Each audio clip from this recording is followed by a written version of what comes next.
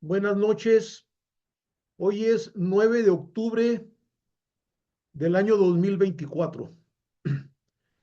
Bueno, nada de lo que voy a exponer les es desconocido. En lo que me voy a enfocar es demostrar que en los Estados Unidos van a meter las manos en el sentido del veredicto que en un tiempo breve va a resolver la Suprema Corte de Justicia. En Estados Unidos existe un centro dedicado a recopilar información de los países, fíjense bien, de los 5 continentes. Por algo el centro neurálgico en Estados Unidos es el llamado Pentágono. Y además controlan estos el quehacer político de dichos países. Para ellos, para esto lograr, se valen de aliados nativos de cada país. Es decir, estos actúan como gendarmes aliados. Y regularmente estos gendarmes están representados por las oligarquías de cada país, quienes tienen el control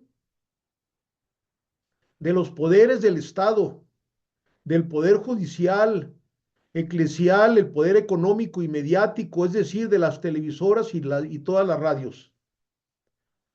Bueno, hago hincapié en que en los Estados Unidos solamente intervienen cuando surgen conflictos que afectan a los intereses del imperio, como es el caso actual de nuestro país, el conflicto entre el Poder Judicial y la Cámara de Diputados y Senadores.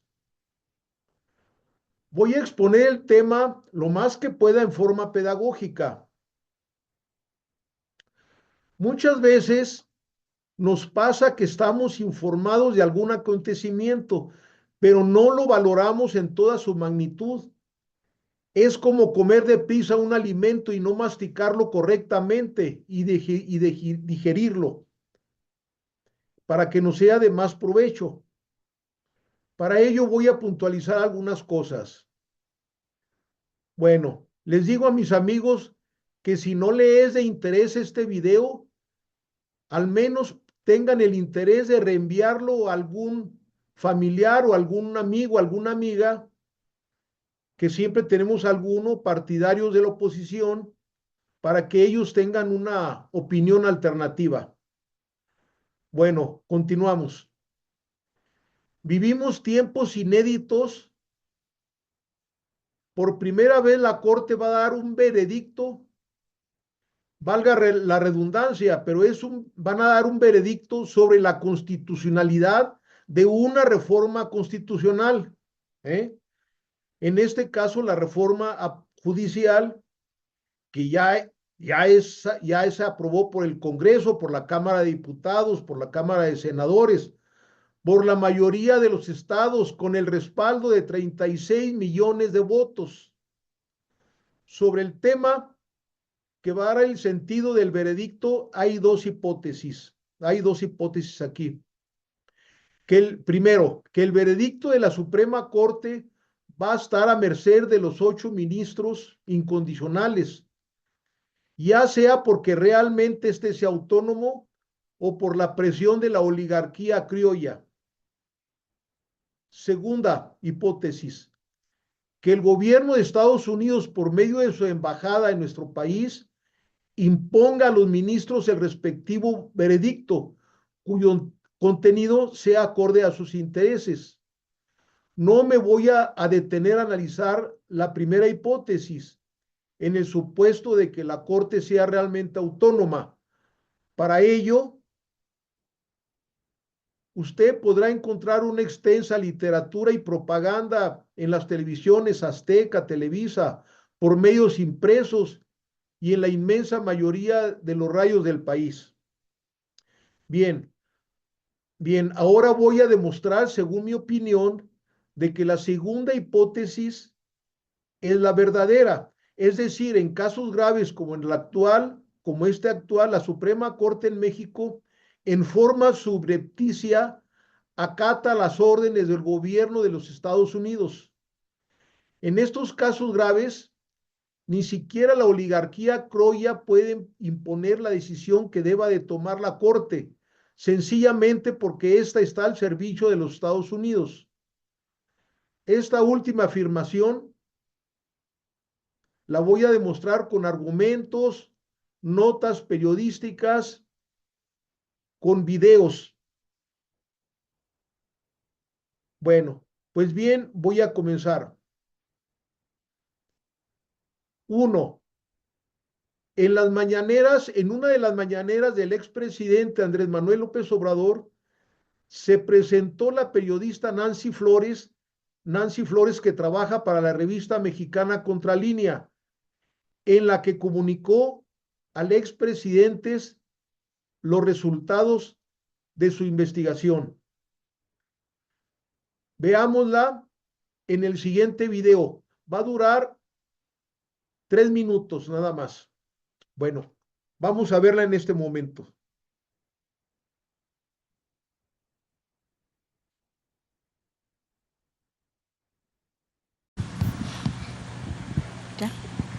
En la revista Contralínea publicamos un reportaje sobre mexicanos contra la corrupción, es un reportaje seriado.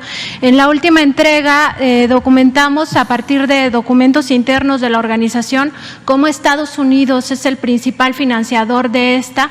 Tan solo en 2019 y 2020 le transfirió 25.7 millones de pesos y en esos años quien presidía esta organización era precisamente Claudio X González Guajardo. En esos mismos años esta organización se dedicó a impedir o tratar de impedir algunos de sus proyectos más importantes, entre ellos, bueno, como ejemplo, el máximo ejemplo fue todos los amparos que esta organización promovió en contra de la cancelación del aeropuerto de Texcoco, pero también intentó impedir otros proyectos de su gobierno.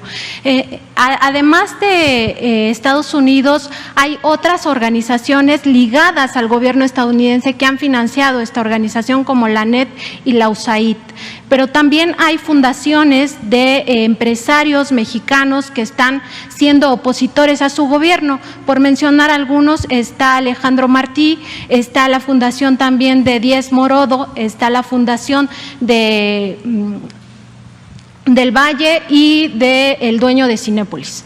Entonces, la pregunta, presidente, es si usted consideraría que esto es una injerencia del gobierno de Estados Unidos en asuntos que solo competen a México, porque finalmente estos son grupos opositores a su administración y estos recursos los entregó directamente a través de la Embajada de Estados Unidos, el propio gobierno de Estados Unidos, es decir, está financiando a grupos opositores a su gobierno.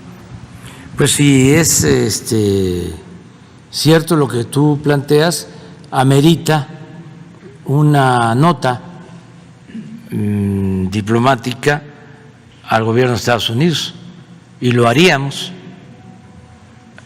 Te pedimos que nos ayudes a tener las pruebas y lo haríamos. Presentaríamos una queja al gobierno estadounidense porque es injerencia, o sea, es intervencionismo. Si ellos están financiando a estas organizaciones, sí lo vamos a hacer. ¿Cuándo publicaron ustedes esta investigación? La semana pasada. Y son documentos internos de Mexicanos contra la Corrupción, donde se demuestra que es el gobierno de Estados Unidos a través de su embajada, además de lo que dan estas otras organizaciones ligadas al gobierno estadounidense como la USAID y la ANED. Bueno, aquí vemos después del video que el gobierno mexicano pidió una aclaración posteriormente a los Estados Unidos. Después de un tiempo, el embajador de Estados Unidos aquí en México contestó por medio de un desplegado en el periódico La Jornada. En este momento estamos viendo la fotografía del 18 de mayo del 2023. Bueno, en este punto descubrimos el hilo de la madeja, así que sigamos adelante. Claudio X González Guajardo es hijo del empresario y presidente de Kimberly-Clark, Claudio X Laporte. La embajada americana en nuestro país financia por medio del organismo gubernamental de Estados Unidos llamado USAID, pues financia desde que comenzó este gobierno a entes opositores muy beligerantes a este gobierno democráticamente electo, y señala en particular a una organización civil, la estamos viendo aquí, que es Mexicanos contra la Corrupción y la Impunidad, de la que son apoderados el empresario Claudio X González y Mario Amparo Casars. La que, por cierto, esta señora Mario Amparo Casars tiene una investigación en la unidad financiera de inteligencia. Es una investigación por estar cobrando ilegalmente una petición exagerada de parte de Pemex, porque su esposo finado trabajó ahí.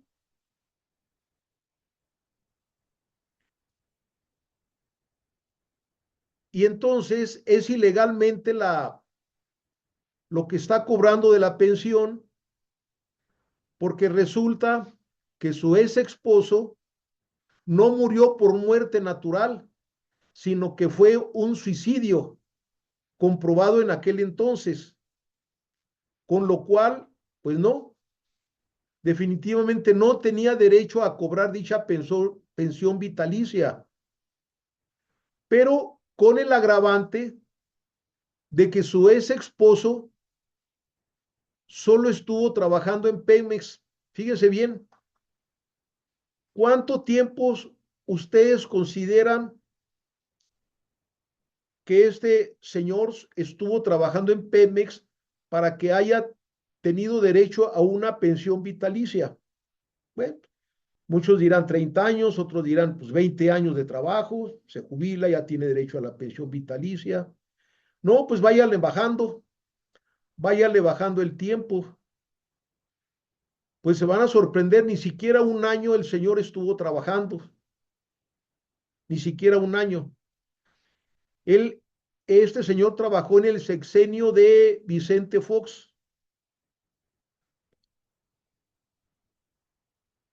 Pues bien, su ex esposo solamente estuvo trabajando 4 meses, fíjense nada más, 4 meses nada más, porque el señor entró a trabajar en Pemex el 1 de junio del año 2004 y se suicidó el 7 de octubre del mismo año, 2004. Bueno, abajo, aquí abajo donde están viendo, donde ustedes me están viendo abajo, voy a dejar el link para que ustedes vean esta noticia, esta investigación de Contralínea. Dejo aquí el link.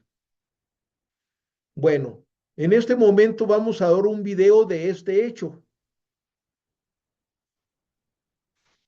Bueno, comenzamos a ver el video en este momento.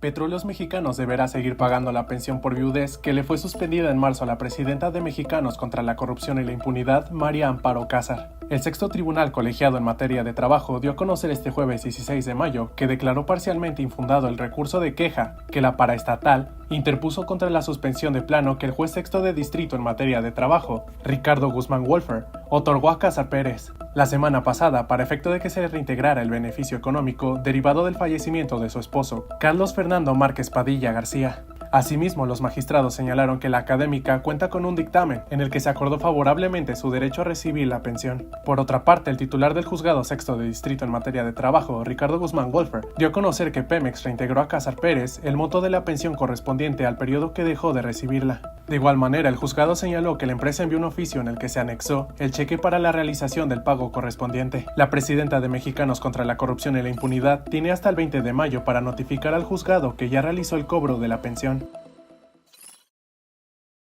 Mantente informado con El Universal y suscríbete a nuestro canal.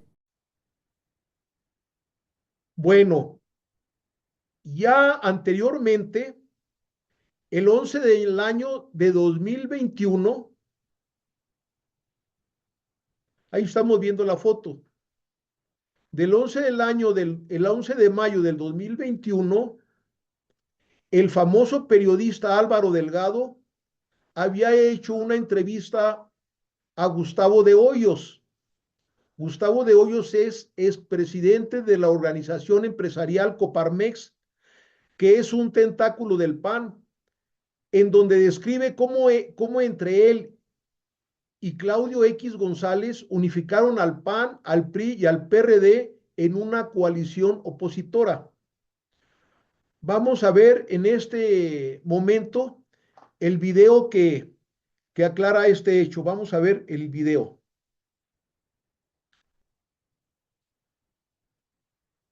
Una complejidad. Nosotros siempre hablamos de un bien superior. A ver, hay intereses legítimos, personales y partidarios, y a nuestro juicio hay un bien superior, que es lograr generar una distribución mucho más balanceada del poder público de cara a la elección más grande de la historia, y para eso una condición sine qua non era la coalición, por la realidad, digamos, de pérdida de competir los partidos. Ahora, la coalición no garantiza que se vayan a lograr los contrapesos, no, pero a nuestro... En mayo tienen las primeras reuniones, Gustavo, Claudio X González, tú, ¿quién fue el primer partido o las primeras personas con las que se reunieron? ¿O fue el PRI todos juntos? No, fueron reuniones primero con cada fuerza partidaria. Estoy seguro que la primera fue el PAN. Creo que la segunda fue el PRD y la tercera fue el PRI, y en algún momento se invitó también, muy cercano, aquí realmente, acuérdate, además esto fue en el contexto de la pandemia, con gran complejidad para reunirnos, no más, o sea, un poco era orden, método, pero también, acuérdate, en mayo te veías en un patio a 5 metros de distancia cada uno. A ver, no fue un salón de café, una sala de juntas mía o de alguien más. Estábamos en un patio porque los restaurantes estaban cerrados, los hoteles estaban cerrados, y entonces literalmente los parques públicos estaban cerrados, y entonces esa es la realidad que marcó esto. A ver, batallamos en reunirnos todos, primero por un tema de orden en la construcción del proyecto, pero además porque hasta que hubo, no sé, creo que por ahí, hacia el mes de julio, cierto entendimiento de todos de dónde podíamos estar medio juntos sin tener un riesgo de salud. Y imagínate que una sentada de esas se contagiara toda la clase política del país. Entonces, como los ejecutivos de una empresa que no vuelan todos en un avión por seguridad, pues teníamos que ser muy responsables, ¿no?, de esta situación. Pero fue en ese orden. Aclaro que participaron en las conversaciones también MC en su momento, prácticamente toda la ruta. ¿Y Clemente Castañeda? Clemente Castañeda participó, y Álvarez Maínez, que digamos, con Dante tuvimos muchos contactos. Él, por razón estratégica, decidió no estar en la mesa personalmente, pero de tiempo y tiempo, sobre todo yo me reuní con él en muchísimas ocasiones en el transcurso del proceso, y también en el caso de lo que parecía ser una iniciativa viable en ese momento, que era México Libre. Como tú sabes, era de los partidos en formación el que parecía en ese momento tener mayor avance en su gestión, y ahí también estuvo participando Margarita y Fausto. No, Calderón no. No, el presidente Calderón no. Ya. En ninguna ocasión. Y sin embargo, en estas múltiples reuniones, que sí no era fácil de reunirse en un restaurante, en un hotel inclusive, se habilitó un lugar, en uno de los lugares, la casa de Claudio, en el patio, ni siquiera dentro. Sí, correcto, por un tema de salud. O sea, literalmente, a ver, y de veras, no exagero la nota, no sé en tu caso cómo la pasaste, pero muchos de nosotros estábamos lo más cercano que sea posible al pánico, al temor de contagiarnos. A ver, muchas de estas reuniones las primeras sobre todo teníamos guantes, máscaras y careta, o sea, así, los que estábamos en 1,5 de distancia. Absolutamente, esa fue, o sea, aparte de la dificultad, diríamos, de los temas, había este ambiente de, digamos, de lejanía, de que no puedes ver a los ojos con claridad. Si has visto estas máscaras donde tienen como lentes a ver, no era un tema menor, muchos nos estamos jugando la vida en eso. Yo viajaba de Baja California para Ciudad de México a las reuniones, y en los aviones, me tocó aviones grandes de estos de línea comercial, donde veníamos 8 o 10 personas. O sea, ese es el contexto real en el cual se va nutriendo. A ver, cuando entramos a las reuniones, desinfección, todo por un tema de seguridad, ¿no? O sea, a final de cuentas, ¿no? ¿Cuántas personas máximo se reunieron? ¿Se llegaron a reunir así con estas medidas de protección? Como máximo 12 personas, porque son... En un lugar abierto. O sea, a ver, fácilmente te lo digo, son 2 por cada partido. Sí. Nunca hubo más de 2 por partido. En la mayoría de reuniones eran 1 o 2, pero nunca más de 2, que son 5 por 2, 10, más Claudio y quien te habla. Entonces, las más grandes, que fueron más hacia el final, más hacia los agosto, septiembre, octubre, fueron de 12. Ya cuando con los operadores, con los expertos electorales, ya cuando intervinieron ahí, digamos, los secretarios de elecciones para arrastrar el lápiz sobre distritos, sobre ya la parte, digamos, que más práctica, digamos. Bueno, hasta aquí vemos cómo están embarrados diversas organizaciones civiles y todos los partidos de la oposición como alcahuetes y al servicio de un país extranjero para atacar a un gobierno legalmente constituido. Bueno, pues así. Continuemos siguiendo el hilo de la madeja, a ver a dónde nos lleva. Vamos a continuar. Pues resulta que ya cerca de la fecha de las elecciones presidenciales del pasado 2 de junio, el PRI, el PAN y el PRD caen en un profundo descrédito ante la opinión pública y en plena campaña electoral surge como alternativa de última hora el movimiento llamado Marea Rosa, compuesto fundamentalmente por clases medias altas, en las que sus integrantes dicen defender al INE, al Instituto Nacional Electoral, y a los organismos que ellos mismos afirman que son autónomos. Pues bien, ¿de quién los defienden? ¿De quién? Pues de la amenaza que representa la dictadura incipiente del actual gobierno, así le llaman. Bueno. Aparte de todo, afirman que son ciudadanos sin partido, porque ellos dicen que estos partidos están contaminados por la corrupción.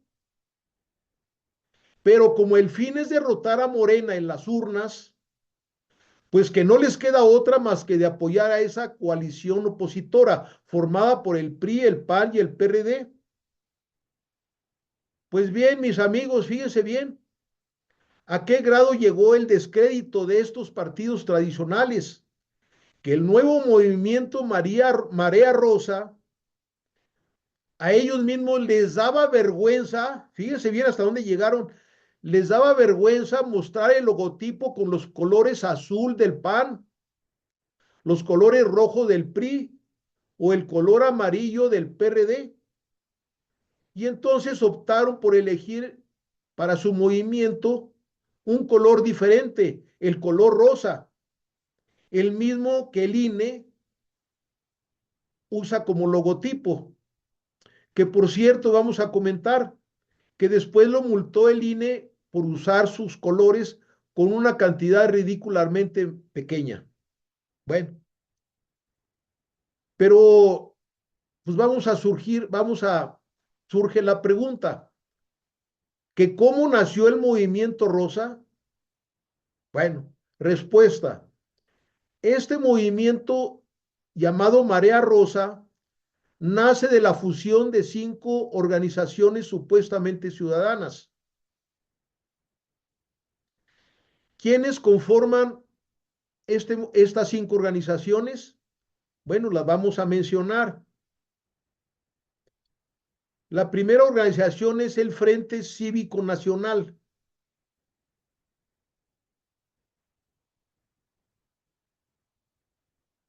En la segunda organización se llama Sí por México. La tercera es el Poder Ciudadano. Cuarta, Sociedad Civil México. Y el quinto, Une a México. Realmente las más importantes son 2, que es el Sí por México es una y el Frente Cívico Nacional. Las demás son intrascendentes porque son fachadas realmente. Esas organizaciones ni existen, son fachadas para rellenar ahí. Bueno.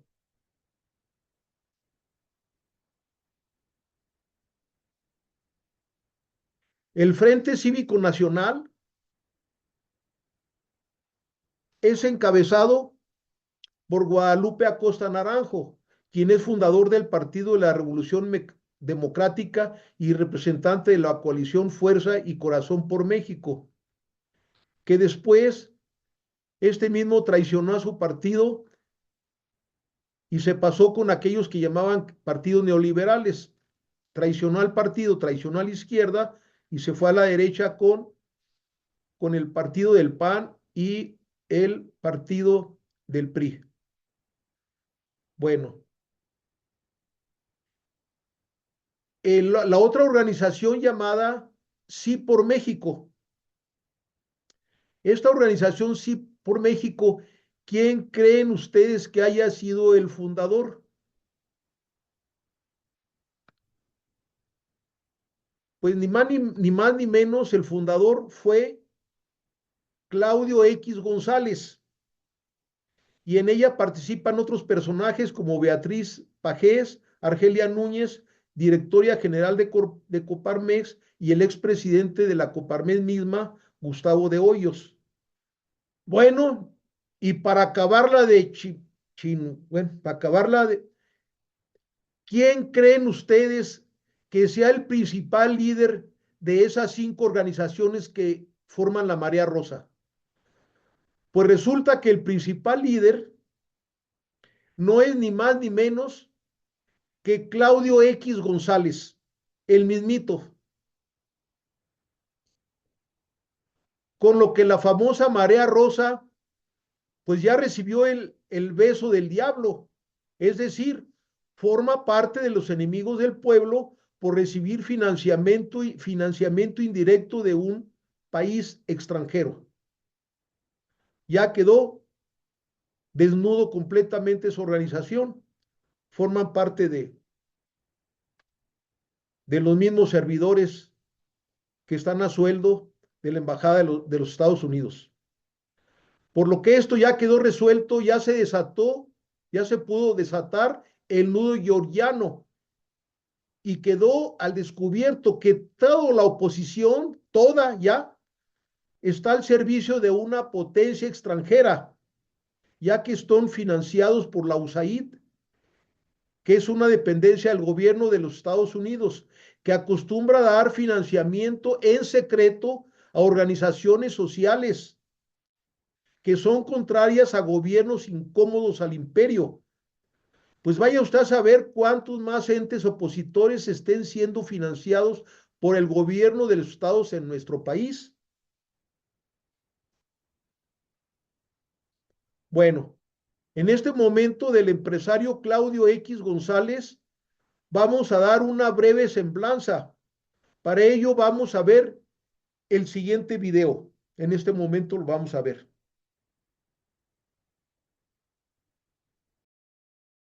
Del ciudadano Claudio X González, activista y adversario acérrimo del presidente Andrés Manuel López Obrador. Claudio X González, el gerente del bloque conservador, ¡Tengo miedo! Nació en 1963 y es hijo de Claudio Javier González Laporte, presidente de Kimberly-Clark.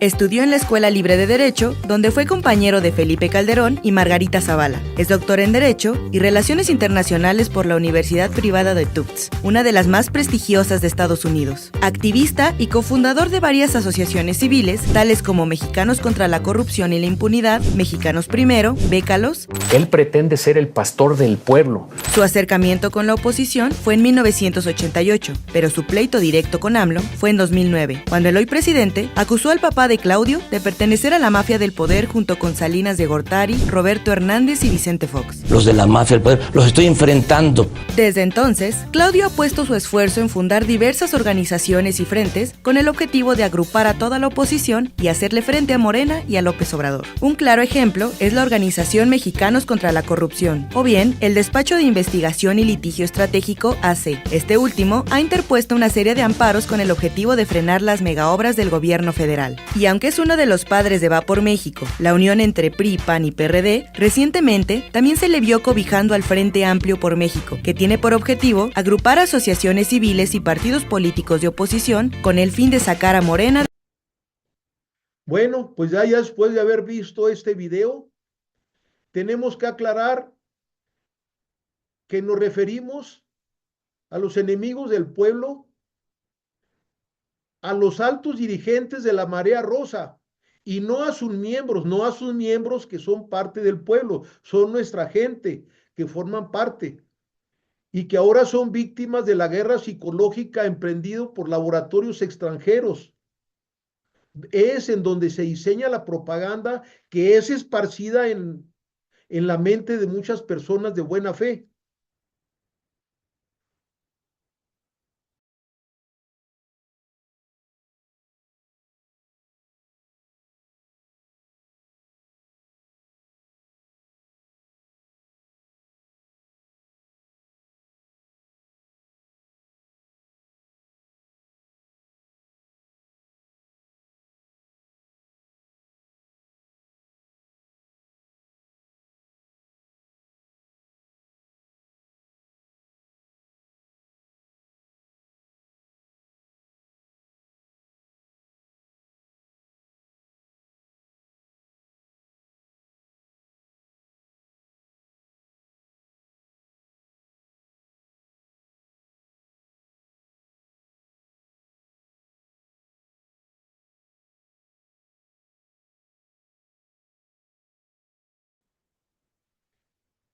Bueno, pues así están las cosas, así están las cosas.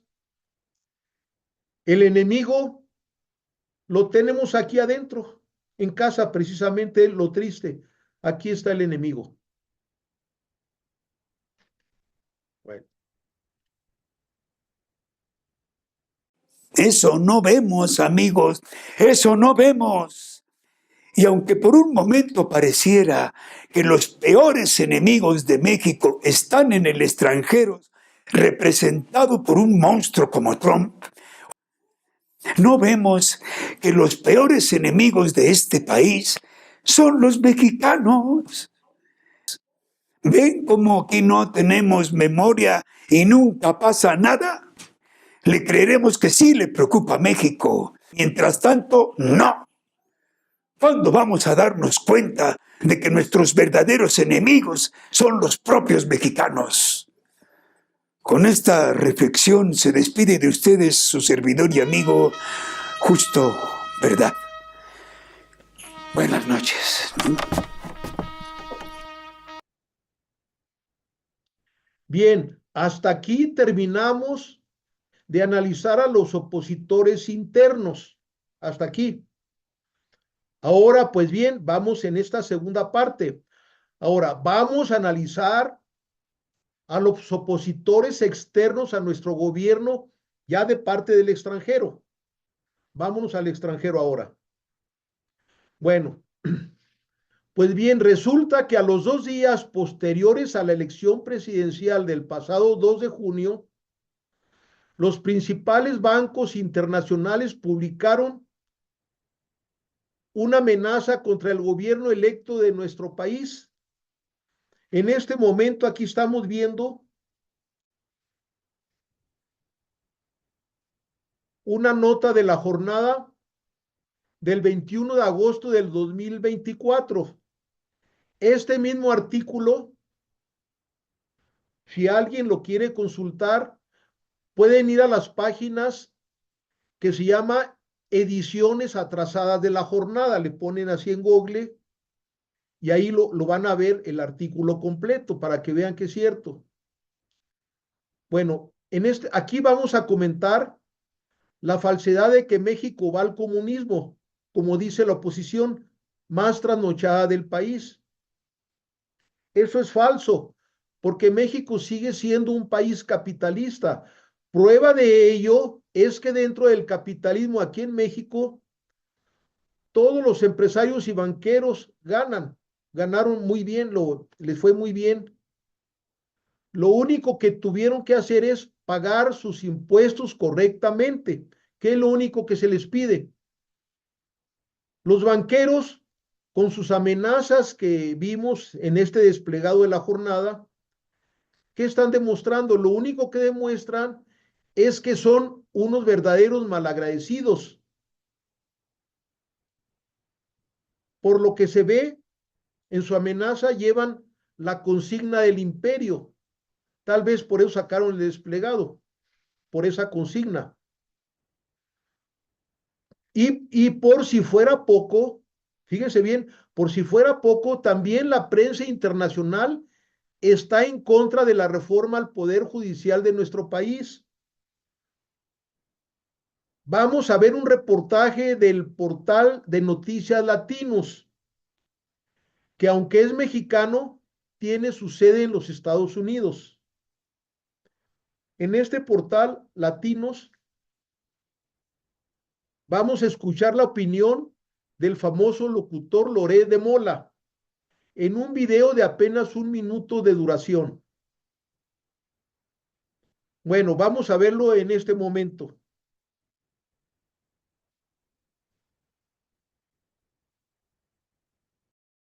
Esta preocupación, esta alerta, se refleja claramente en la prensa internacional de hoy. Los 2 periódicos financieros más influyentes del mundo, los que llegan a los escritorios de los hombres y mujeres que toman las decisiones económicas del planeta, el Wall Street Journal y el Financial Times, en sus portadas de hoy llevaron fotografías de Claudia Sheinbaum y reportajes alertando sobre los riesgos para la democracia mexicana que implica el famoso Plan C de López Obrador y Sheinbaum para debilitar a la Corte y al INE. El Wall Street Journal considera que la victoria de Sheinbaum en la presidencia y de Morena en el Congreso cimentó al oficialismo en el poder y allanó el camino para que se hagan cambios constitucionales que podrían debilitar a la democracia mexicana. El Financial Times destacó la caída en la bolsa mexicana ayer, que los inversionistas no esperaban una victoria tan grande de Sheinbaum y que existe temor de que quiten los contrapesos gubernamentales en el nuevo gobierno. Bueno, ahora bien, después de ver este video, viene ahora coronado con la cereza del pastel. ¿Quién es la cereza del pastel? ¿Ven? Pues vamos a ver un video. En el pasado programa, por este mismo canal, que se llama, el pasado programa se llama La Amenaza. Pasamos un video en donde el embajador de los Estados Unidos muestra la inconformidad sobre la reforma judicial. Bueno, vamos a ver las palabras del embajador de los Estados Unidos en este momento. Dura 1 minuto 26 segundos, lo vamos a ver.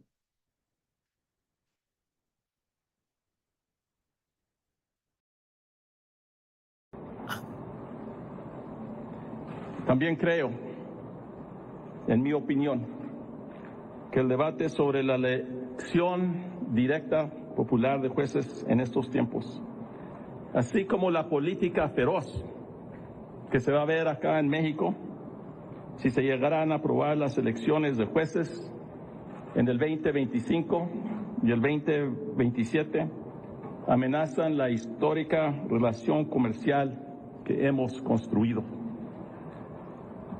la cual esa relación depende de la confianza, de las inversiones que se tienen que hacer aquí en México para lograr la prosperidad del pueblo de México. Las elecciones directas también podrían hacer más fácil que los carteles y otros actores malignos se aprovechen de jueces inexpertos con motivaciones políticas. Bueno, después de haber visto este video, vemos claramente que el embajador está interviniendo en los asuntos que solo corresponden a los mexicanos. Y aparte de todo, hace una amenaza de que no se lleven a cabo las inversiones extranjeras a nuestro país y que peligran las relaciones económicas con Estados Unidos, trayendo con esto un supuesto empobrecimiento al pueblo de México. En el pasado, estas amenazas eran de gobierno a gobierno en privado, pero ahora estas amenazas se hacen públicas, lo que está demostrando claramente que no hay un control de los Estados Unidos sobre nuestro gobierno aquí en México. La pregunta que hacemos es, ¿cometió el embajador un error estratégico con esta amenaza? La respuesta es que no, no fue un error. ¿Por qué hicieron esta amenaza pública? Bueno, pues sencillamente porque no les quedó de otra, porque la oposición criolla del país fue un auténtico desastre, completamente fue un desastre. Perdieron la elección de la presidencia, fíjese bien. Perdieron la mitad de las delegaciones de la Ciudad de México que habían recuperado el 2021, también las perdieron. Perdieron la mayoría del Congreso en la Cámara de Diputados y de Senadores. Perdieron la mayoría de gubernaturas. El PRIAN quedó ante los ojos de la ciudadanía en un total desprestigio. Si ya ahora era antes el desprestigio, ahora fue peor. Bueno, al último se conformaron, fíjese bien, para evitar que Morena ganara el plan C, que es la mayoría calificada de las 2/3 partes. Para su desgracia, también en esto fracasaron. Ante una posición criolla, derrotada y profundamente dividida, a Estados Unidos y a los centros financieros ya no les quedó otra más que enarbolar la oposición de frente al gobierno de México en contra de la reforma judicial y en forma descarada con estas amenazas.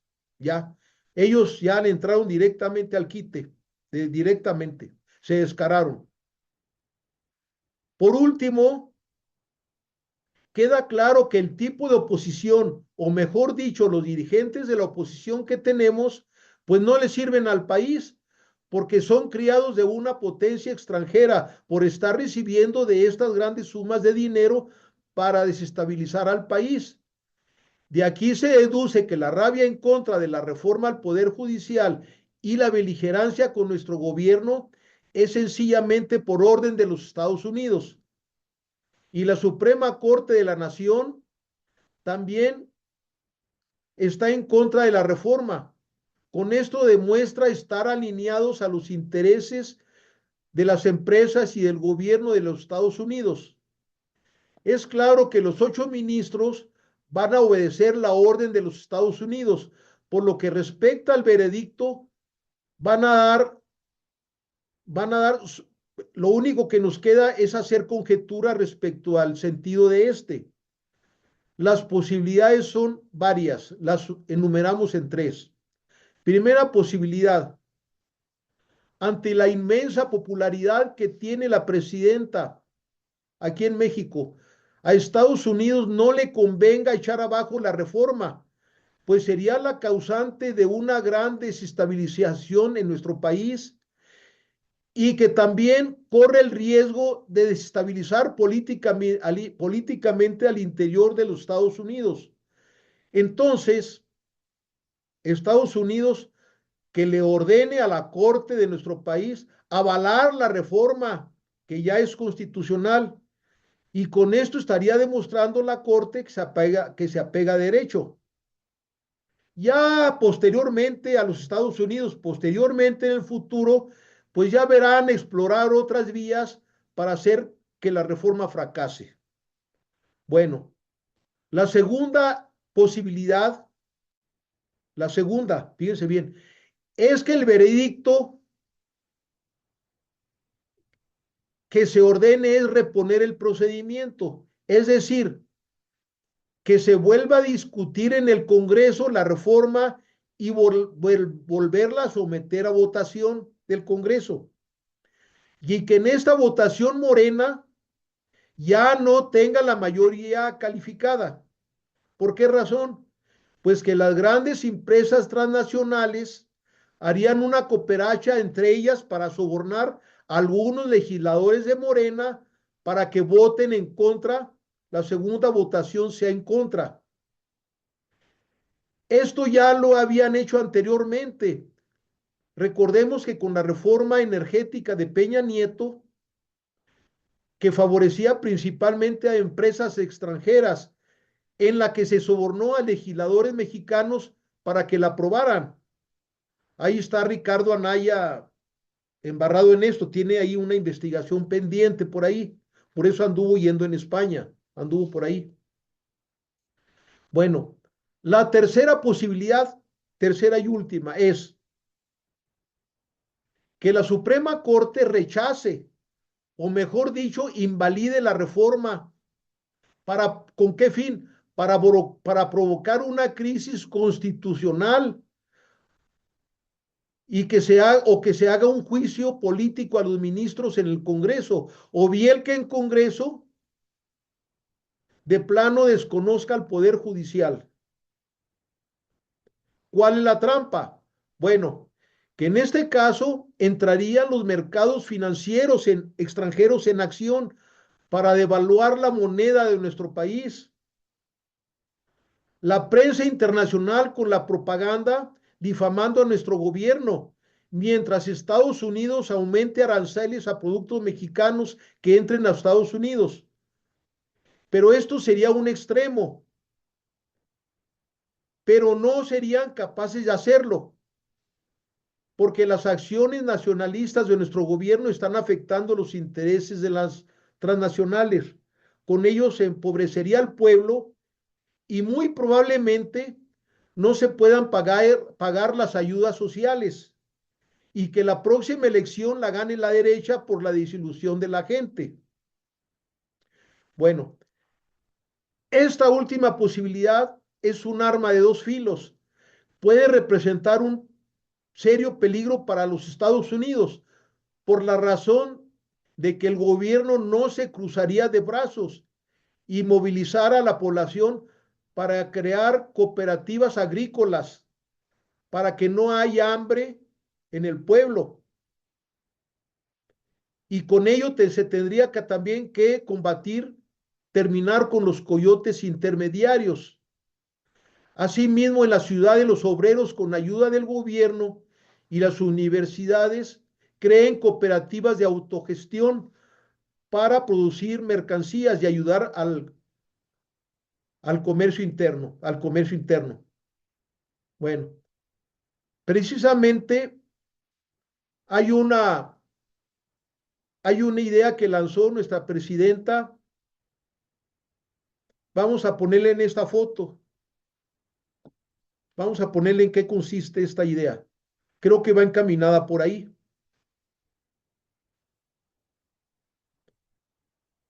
Bueno, si llegara a funcionar,